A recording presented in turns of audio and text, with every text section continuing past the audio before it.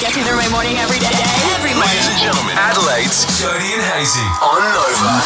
I need to know now. I need to know. I need to know. I need to know. What's in the news today? I need to know this. Here's what you need to know. What you need to know with Jodie and Hayesy. You spoke very eloquently yesterday about the passing of Adam Selwood and the fact that we need to have more conversations around mental health. Now, the AFL has weighed into it and they have suggested that they might have a specific mental health round, which I think would be a good thing. Yeah, 100%. And look, speaking to a lot of people yesterday, including, we did a little thing we do a segment on Channel 7 called Two Team Town. It's on the social media channels of 7 News Adelaide. Yes. We got to speak to Sam Jacobs, of course, okay. Crows champion, three-time showdown medalist. Yep.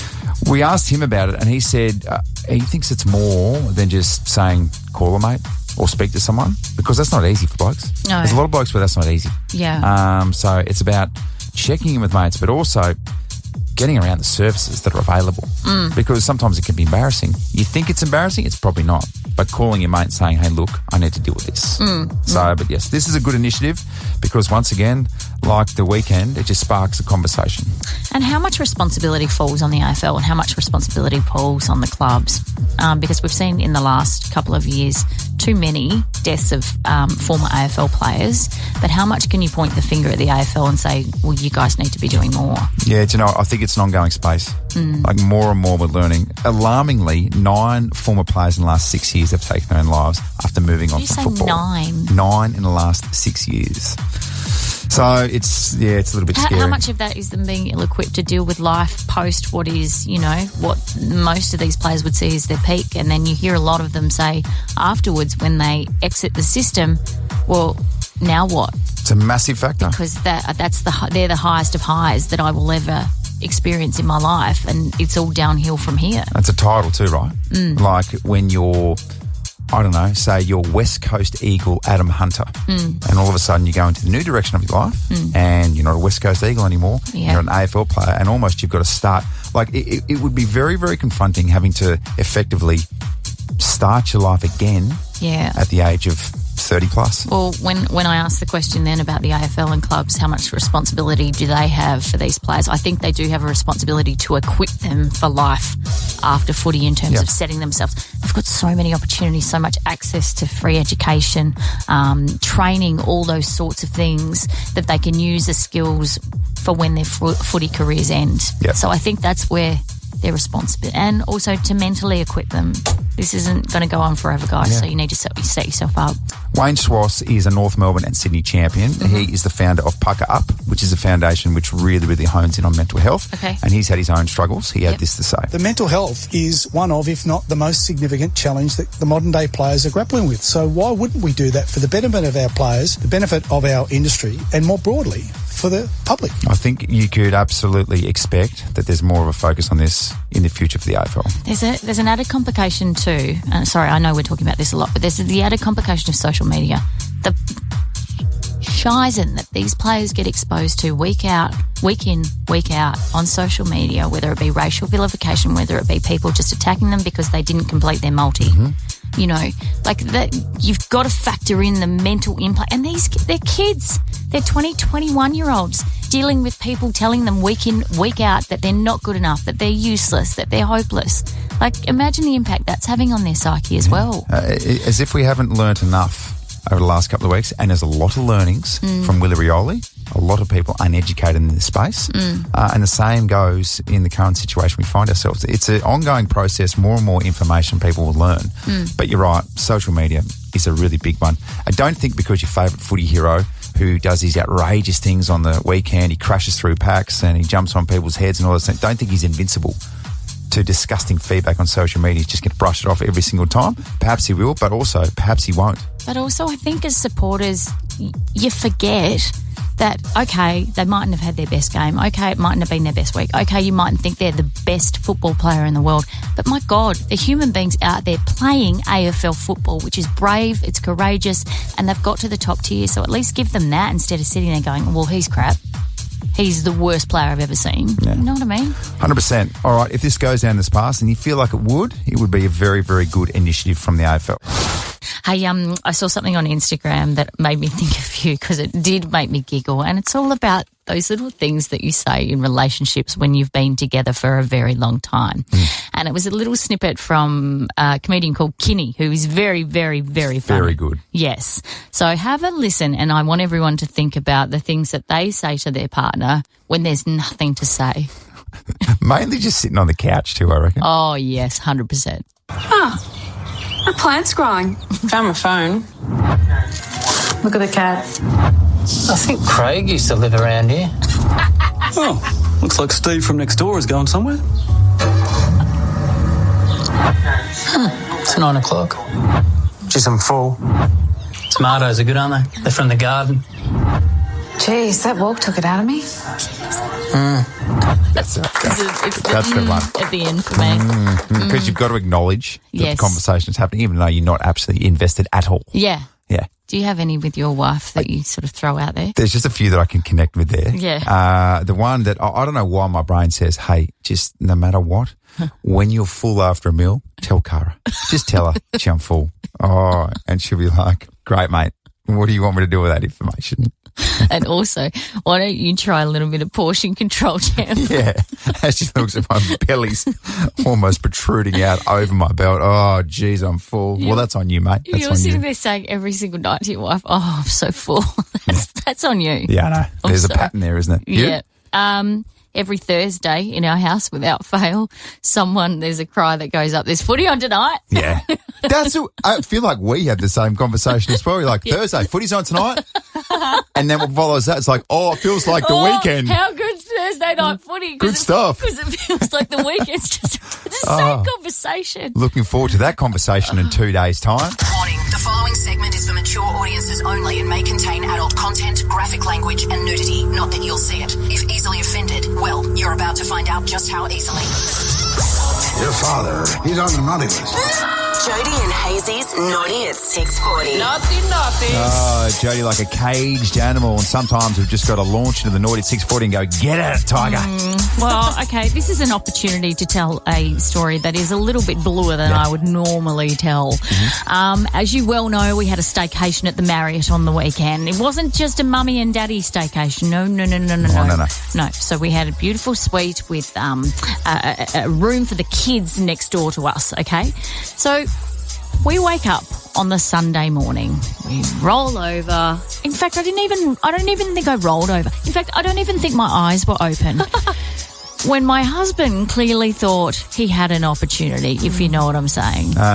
Did he roll over and you heard this? And you're like, oh, I see what's going on. But you guys are idiots. Like, you're idiots. I think, take me inside your brain. Do you genuinely think you're any chance of having relations at any time, despite the fact that there are children sleeping in the next room? Well, it's more so the fact that you're like, well, now I know. You're like, maybe we're very opportunistic in this space. Yes. And when we get shut down, which is 99 times out of 100, you're like, well, now I know. Okay. Now I'm comfortable, because the worst thing is looking back, am I right, ladies and gentlemen, thinking what could have been? Oh, don't look back in anger. I'll tell you what. You never want to miss an opportunity. Is that right? Spot on, Judge. Okay, so I wake on a Sunday morning in a hotel room to a hand, I don't even know how to say this, it was firmly on my boob. From your opportunistic husband, Greg. And I wake up and I go, firstly, I'm not even awake. Secondly, you fool, there are children asleep no less than 8 feet away in the next room who could barge in at any given time. And he sort of looks at me with big, hopeful puppy dog eyes. And you just say, do you say there's a chance? I'll tell you, right at that moment, I'll tell you what's going through his mind. So you haven't ruled it out yet. And anyway, just very quickly after the shutdown, I'm not even joking, I'm talking 7-8 seconds later, the 5-year-old comes flying into the bedroom, singing at the top of her lungs this song. Who let the dogs out? Who let the dogs out? Oh, very appropriate too. Jumps on the bed. She's just like, a little 5-year-old voice going, who let the dogs out? Who? And I just looked at him and I went, and that is why That is why. Greg looking at himself going, well, this dog's still very much tied to the chain, isn't it? Have a look at it. Feel free to get involved in the chat as well. Did you get sprung? When did they walk in on you? The kids? When did you go, oh, okay, maybe we'll roll the dice here? Incorrect, wrong decision. Take calls on this. I got so close to being done the other day. Oh, really? Well, I'll share with you next. Okay. Are you comfortable with this? Oh, I'm fine. I just told a story about waking up to my husband's hand on my boob. I'm That's comfortable. True. We're all a tight family in this space. I remember when I must have been 16 or 17. It's tough. It's tough for youngsters to come through 16, 17, particularly back then when, magazines were the thing. Do you know what I mean? Yeah. I think I've touched on this before with you. I remember Mum walking in and I think it's pronounced pornography. It might be pornography, not really sure. It was my first experience, first and only experience. You work it out. I had it inside a rugby magazine. And for some reason, I was on the other side of the bed, like kneeling down. It was almost like I was trying to hide that I was praying to Jesus, but instead I was actually on the other side of the bed. Praying to the rugby gods. I was praying to the rugby gods. Yeah. And Mum had to have seen it. Like she had to have seen what was going on. Right. But also all she would have seen was just a rugby magazine. So then she would have left with all sorts of different questions like, well, what's going on? Was he doing what I think he was doing? And to what exactly? He really gets around Mal Meninga. 100%. It was like Mal Meninga, George Gregan. Oh, what fantastic ball. Get it to Stephen Larkham, and I'm there. A study reveals that women spend an average of 6 months, I said 6 months of their lives, over 8,500 hours, just deciding what to wear. Yeah, not surprised. Not surprised whatsoever. What are you guys doing? What's going on? What's going on up there? Hey, let me into that brain. What's happening? You live in our heads for just 5 minutes when we're trying to decide what to wear for work or what to wear to the gym or what to wear to an event, whether it be casual, cocktail, who's to say. It is an absolute nightmare. Here's one for you.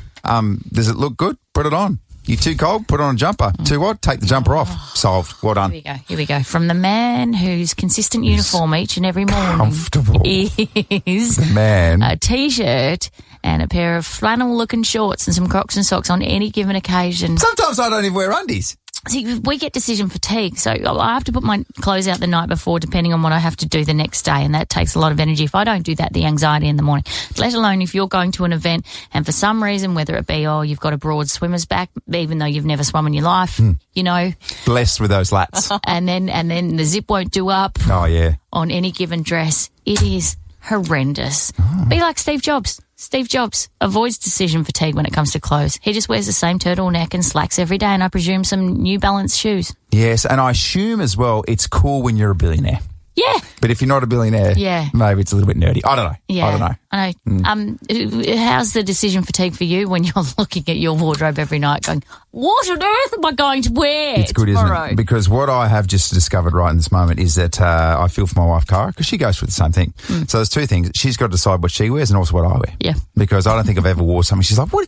And then she get really disappointed. She's like, what are you doing? Why are you wearing that? I'm like, well, I think this colour goes that. She's like, literally, you can't do that. You cannot wear those shoes on your head. I'm like, what's I don't get it. And also, every single time that my wife says to me, hey, does this look good? I'll say, yes, absolutely. You look stunning.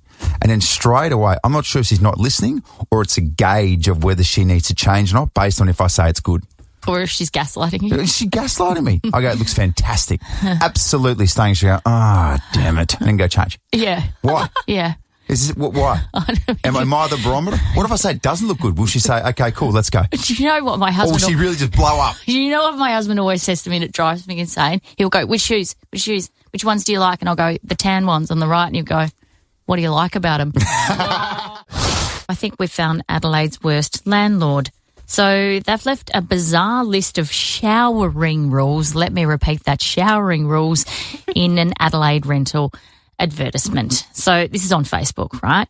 And basically people picked up this note that was on the shower pane and it said the bathroom rules instructed tenants to close the shower door slowly to prevent damage. That's a red flag, isn't it? If you shut the shower door too hard, it's going to shatter. Yeah. 100%. Mop up after use. But this is where it gets super, super weird. You need to stand in a specific position to avoid water spillage. No, of course. So the bathroom showed signs of mould and poor cleanliness anyway. So you could probably write a note of your own if you wanted to clap back at the landlord. But this is gross. So rules and notices were also posted in the kitchen and in the living areas, along with a CCTV camera in the kitchen ceiling. That can't be legal. Seriously.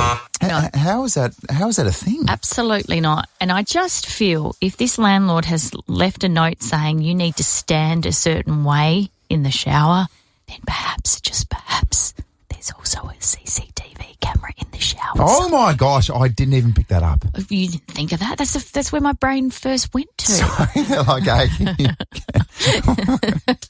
what about when the landlord completely gives himself away and they go, hey, can you just get you to stand at just a slightly more 45-degree angle? Yeah, 40. Because of the shower stuff, you know? Yes. And then No, not that way. The other day. What are you talking about? How'd you know I was doing that? And then also gaze longingly to the right and please seductively run your fingers through your hair when you're shampooing. Excuse me very much. Hey, just got a text from the landlord. Said that I need to go have a shower and wash my hair again. What's going on there? There's something not right there. Oh, my gosh. Anytime there's CCTV cameras involved in a rental, run for the hills. Gosh, that's disgusting, by the way. Jodie and Hayesy, song. Can't stress this enough, Jodes. It's fun, all right? We're so anxious. Oh, my gosh, just relax. Come on. I'm not. You got this. I'm not going to buy it anymore. Okay, you've been doing it all morning, and I've had enough. What do you mean? Let's go to Tristan from Macclesfield, who has the misfortune of choosing Hayesy this morning for song. How are you, Tristan? Yeah, not bad, you? Yeah, good, thank you. Is that choice or default? Decline to answer. Okay. All right, good luck, Tristan. Let's go to Sky from Strathalbyn. Hi, Sky. Hello. I'm sorry you got me. But we'll try. No, you've got this. Thank you. We'll try our hardest. Okay, well, Cinema Family Pass on the line. We are about to play some Nova songs that have been orchestralised, and it's your job and my job to guess what they are. Okay. Now, we should probably just sort of reminisce on the past, and that is we take it year by year. Right now, though, the scoreline is 9-6. Okay. A little bit of separation. Time for you to close the gap, Jodes. All right. Ready for the first song? Mm-hmm. All right, here we go. Yep.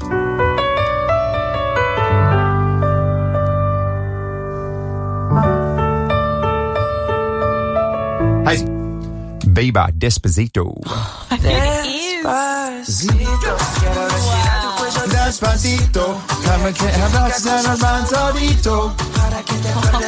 And so on and so forth. Wow. Thoughts, Joe? Second song? It's a good song, though. Soak it in. Justin's going through a bit as well, so. All right, second song. You ready to go? Yep. Here we go.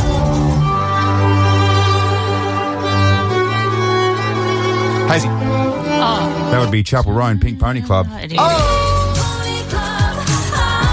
Quick game's a good game, ladies and gentlemen. I'm feeling it. Oh my gosh, sorry. I just blacked out for a second. And at one stage, I felt like I was watching a version of myself doing song to song. Is Jodes on mute? What's going on here? Is Jodes' mic off? Can someone turn Jodes' mic on? You just can't get a word in at this point, that's all. Well done, Tristan. Congratulations. A Wallace Cinema Family Pass for you.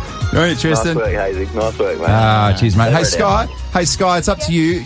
Should we do the last one? Just to see if Sky, Jodes can finish with some dignity? Yeah, give her a chance. Okay, here we go. You want to do that, Jodes? No. We're locked in. We're locked in. You ready? Last one, just for good measure.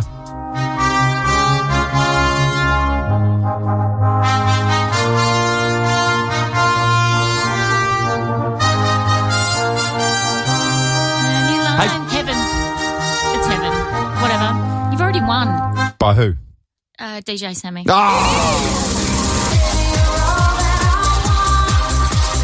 There you go. Don't throw me a pity bone. Honestly. Okay. Well, that was fun. That was fun, wasn't it? Yep. We had fun. Geez, Joe, you need to do some training. I've been in trouble. I've pushed it too far.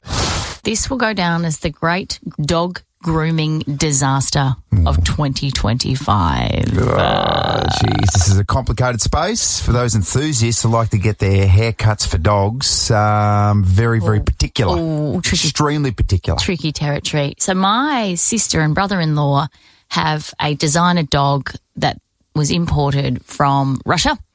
It wasn't cheap. Imported from Russia to Dubai, where they resided. That's not a sentence I'd heard. A bunch of words I thought you'd use in a sentence. Designer, dog, imported, Russia. Yes. So a dog of war, if you will. Anyway, it's a little one of those little Pomeranians, those little fancy fluff balls.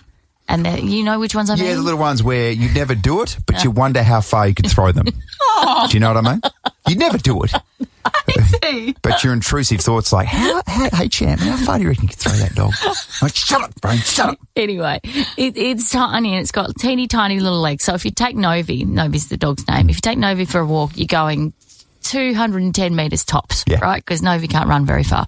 Anyway, so the dog then got, when they moved back to Australia, on a plane, in quarantine for 3 months. It's been a whole big thing. There's been a fortune spent on this little Pomeranian, Novi.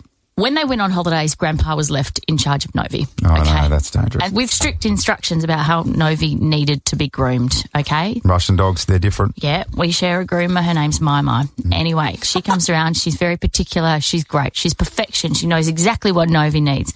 Unfortunately, Grandpa went, bugger it. I'm down at Victor Harbour. Novi needs a haircut. Let's just pull into this guy here. So they deposit the dog, go to pick up the dog, and what has unfolded can be described as nothing short of a doggy disaster. They have shaved Novi, who, by the way, already had alopecia to begin with, particularly stressed around its little butthole. Right. It's very, very, very sparse of hair around its butt. Not the worst place to get alopecia, but go on.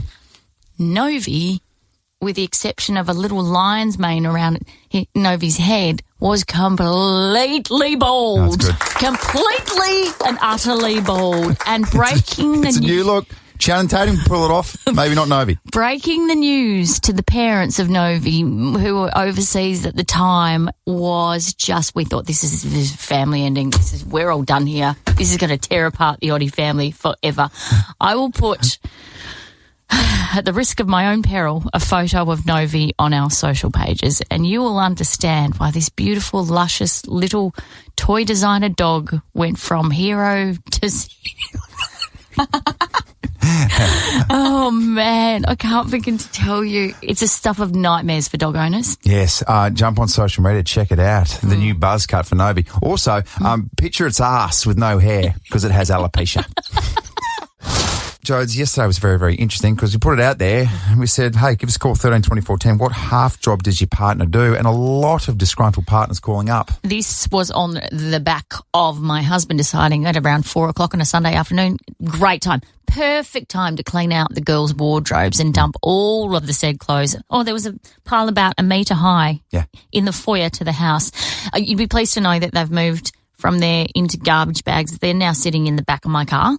So there's about 9 garbage bags full of clothes that I just have to now find some sort of charity bin for. Well, it's progress. It went from a half job to probably 65 to 70% done. So well done to Greg. But we're talking about half jobs, the things that your partners do just can't quite get to that 100% completed stage. We took a shizen load of calls from women across Adelaide, and we just thought, hey, that's not fair. So Danny from Hallett Cove. My husband, I love him to death. For any cleaning job, he had tried to clean the bathroom. It all looked kind of nice until I looked at the sink and it was full of all the dirty shampoo and conditioner bottles because he didn't know whether he should wipe them. Paige from Andrews Farm, who's doing half a job? My lovely partner, Zach, it's like the big pot that gets left after all the dishes and it gets half filled and it's got a soak apparently. Amber from Clarence Gardens. My lovely partner, Dylan, he is the king of home reno. There's still plastic on the windows from doing the painting up there. Half a wall of ungrouted tile. There's a whole wall that hasn't even been tiled yet. Some great calls, but there's an obvious trend. It seems that the men are doing half a job. I thought of you last night because I made a big slow-cooked chicken casserole and the pot, because you referred to it yesterday, you were like, I'll look at a pot and go, there's a soaker. Yeah, that's a soaker. That's a 24-hour job. let it soak on the sink for at least 12 to 24 hours. Yeah, however, after 24 hours, it's just the general pattern is that you blokes don't wash it completely once it is soaked. But then also, sometimes I'll let it soak and I'll get up, 12 to 24 hours later and I'll be like, hey, I'm ready to finish. It's gone. Oh. We just assume that it's cleaned itself and it's jumped into the pantry where it belongs. That was the pot fairy. It's crazy. Certainly wasn't your wife who took care of that. I don't know, sometimes the pots clean themselves. Because fairies come down from fairy heaven and then they just go scrub, scrub, scrub and then they put it away. That's what happens. That's good. All right, can we specifically put this out to the blokes? It's your turn. It's your turn today. It is your turn. 13 24 10, give us a call. What half job does your partner do?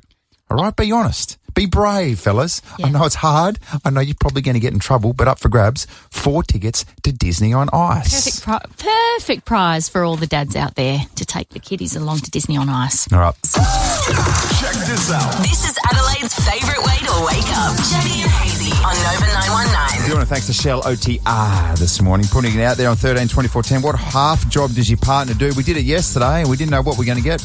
I'll tell you what we got, Jodes. A full board of angry young ladies. Disgruntled young women talking about their male partners. Half a job. Have a think about it. What does your partner do that they start but never seem to finish? Yeah. We're opening up to the boys today. Go on, lads. Because honestly, you got smashed yesterday. Yeah, so be brave. Fellas, we're opening up to you. It's your chance to vent. 13 24 10. What half job does your partner do? Let's go to Holden Hill. That's where we find Russell. Vent, Russell. What have you got? Hey, I've got my partner. I do dishes. I do make sure they're done properly. Wash, dry, put away. Yep. She always leaves a washing machine with one load left in it, a basket with one load left in it, and all the baskets that need to be folded, they're not folded. No, there we go. And does that feel better? Does that feel better, Russell, getting that off your chest? Oh, it does. I tell her all the time. You're not done. You haven't finished. Yeah. Since you have, it's done. I'm done. I'm put my feet up. Yeah, Russell. Do you feel better? Where are you, by the way, Russell?